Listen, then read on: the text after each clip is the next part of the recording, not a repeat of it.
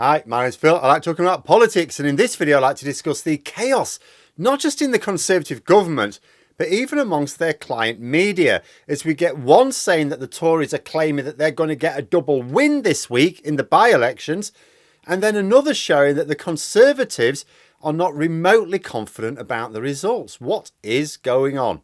But first, if you'd like to be notified of daily news and politics, please subscribe to the channel.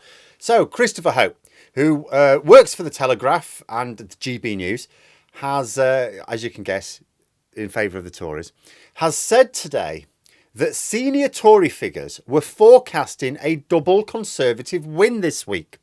Now, he also suggested that senior Labour figures were saying the same, but that could be expectation management if it's even true.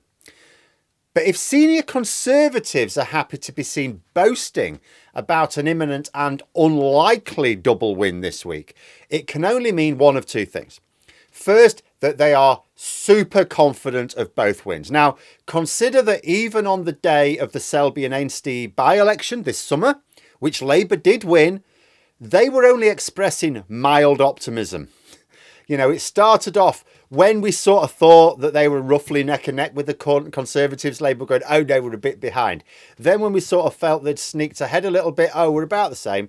Even on the day, it was like, oh, we might win. Yeah, we might win. They smashed it. They won. They had a winning margin of over 4,000 votes. Absolutely, that for a by-election, smashed it. You know, and yet Labour, even on that day, were going, oh, well, you know, we're quietly confident, but, you know, we don't know, going to be tight. For the Tories to be sounding more optimistic this week than Labour were over Selby should mean that they're going to win very comfortably indeed. Now, this seems unlikely unless there has been a sudden shift in voting intention showing up in the local polling the past few days. If there has, and it is possible, it would be very strange. See, nationally, Labour have had a bit of a boost in the polling after the conferences. Now, you wouldn't necessarily expect that boost to be replicated absolutely everywhere, but to find that the reverse situation is happening, specifically in the two constituencies that Labour are flooding with activists that they're really focusing on, that would be odd. But, you know, who knows? Who knows? We'll find out on Friday, I suppose. But there is a second possibility, and that it is someone has really messed up here. If Hope is reporting accurately, then someone in the Conservative Party thinks it's a good idea to hype up their chances when actually it's really tight. This would be a bad move because it risks letting your supporters think they don't need to turn up to vote. Or it might be that Hope himself is embellishing what he's heard or just straight up making things up for whatever reason. The last time I spoke about the by-elections, only 2 days ago, I said that winning Mid-Bedfordshire but losing Tamworth could be all right for Sunak, even though he'd still be losing a Tory seat. That'd be all right. And that's because the Tamworth loss is sort of already priced in. So he won't suffer from losing it. But if Tory MPs are now being given the impression that the party leadership thinks they are going to win both, including Tamworth, then if they lose that one, that makes winning one seat a bad result for Sunak. So if this sort of thing is coordinated by the leadership and they're not absolutely certain of winning both, they are playing with fire. In fact, it's quite frankly a stupid thing to do. They would risk serious consternation amongst Tory MPs. The reason being, at the moment, it's quite clear Sunak's not getting things right, but he's trying to say to his MPs, yeah, but we're playing the long game here. We're playing the long game. We know what we're doing. Well, if all of a sudden Tory MPs get the feed, they need to know that the party analysts have got a good handle on how voters are responding. Now, if they get that wrong in a by-election, they'll absolutely get it wrong in a general election, where most of their seats are in jeopardy. But then, another little twist. Later on today, Sky News publishes a leaked memo to party chair Greg Hans. This is supposed to be about local polling analysis. Now, the analysis, if you just read it at face value, paints a much grimmer picture for the Tories. It does not talk about confidence of winning either.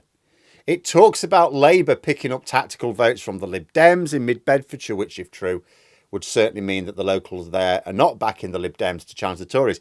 But is it true?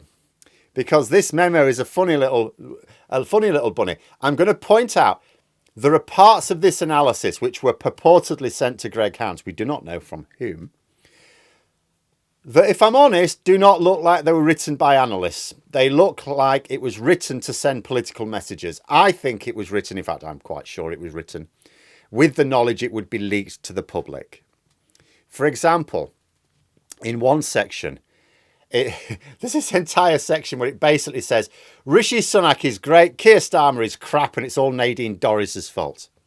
In fact, there's a heavy dose of copium in getting excuses in already should either by-election be lost. It will, it's like, oh, it's all the fault of the former MP. It's not our fault. We can't do anything about it. So Nadine, it's all Nadine Dorries's fault if they lose Mid-Bedfordshire. Oh, it's all Chris Pincher's fault if they lose Tamworth. This is not something that I believe an actual analyst would write. It's absolutely true that voters can be turned off because of the behaviour of the previous MP. Absolutely. And of course, that always is going to work against the party trying to defend the seat. But they put way more emphasis on it than is actually the case. Like, when I canvassed in Selby, for example, yes, the previous MP came up negatively, like twice. Not every second household I talk to. And I think this is just being laid on a bit too thick. It's written by a political advisor in order to let Sunak blame others for the failures when the failures come. And given that this was clearly written by a political advisor, knowing full well it'd be leaked to the public, it wasn't written to Greg Hand. It was written for public consumption. I think it might also have been done with a view to countering the incredibly unstrategic optimism that Christopher Hope was tweeting about this morning. Wouldn't surprise me if it was written today with that specific purpose. It would suggest that the Tories do have some strategists that aren't complete muppets, looked at that tweet going around and thought, oh my goodness, no, we can't let people think that we're being confident here. Because you do not boast about being confident of winning elections unless you're really, really sure. And the absolute clincher, the thing that proves beyond any doubt at all that this whole thing was concocted deliberately to be leaked, was the very last line. There are several bits of it. In fact, some things that you would expect in an analysis that were missing, for example. But the last line is the clincher. It says 2 sizable Labour victories are to be expected. This is, of course, grade A bullshit. Labour may well get a Selby-like win in Tamworth. They're very similar circumstances. That's possible. And yeah, if Labour win Tamworth by 4,000 votes, that is a sizable win. Fine. That's possible. But Labour are not going to romp Mid-Bedfordshire. There's several reasons for this. First of all, Mid-Bedfordshire is a genuinely safe Tory seat. Tamworth's more bellwether. Tamworth has gone Labour before. Labour won it a couple of times when they were in power last time. It can absolutely flip to Labour. You'd expect it. Mid-Bedfordshire, under no circumstances, should really be flipping to Labour. It's a much safer Tory seat. The other thing is, because the Lib Dems do not appear to be standing aside for Labour, they're sort of, taking some of each other's votes. So it means that whatever chance Labour stood of taking it is going to be diminished, which of course means that if Labour do end up taking it, regardless of the challenge from the Lib Dems, it's going to be by a very, very small margin. It's just not feasible for Labour to win a seat like this against a challenge from the Lib Dems as well as the Conservatives by a large margin. And also, this is completely at odds with the polling that we have seen published. When it comes to Labour winning Mid-Bedfordshire, I remain optimistic. I've put a bit of a bet on it, right? But it's just optimism. I don't expect it. The idea that polling data exists which indicates a sizable Labour win in this seat is complete nonsense, because it would have had to have materialised in the last couple of days. It would have had to have been a sudden swing in the last couple of days. And again, against all reason. Apart from anything else, the memo contradicts itself anyway. It reckons that the Conservatives will get about 30% vote share in Mid-Bedfordshire. Well, Labour will do well to get about that. What we have here is one Tory client journalist saying that the Tories are confident they're going to win both. We have the actual Tories leaking something which claims they believe Labour will win both. I don't believe it's possible to be confident about Mid-Bedfordshire at all. And they can't both be right about Tamworth. So what's happened here? Has Christopher Hope let the cat out the bag and now the Tories are trying to dampen expectations to get voters out, even if they do genuinely expect to win both? Or has Hope gone rogue? Works for GB News now. Is he trying to set Sunak up to look a fool this Friday for some reason? Does he want to do a show where he says, oh, well, you see, the Tories telling me that they were going to win. This asks questions of the quality of Rishi Sunak's advisors, does it not? You know, maybe there are some who want more Tory MPs to lose faith in Sunak in order to make a confidence vote more likely this autumn. All very bizarre.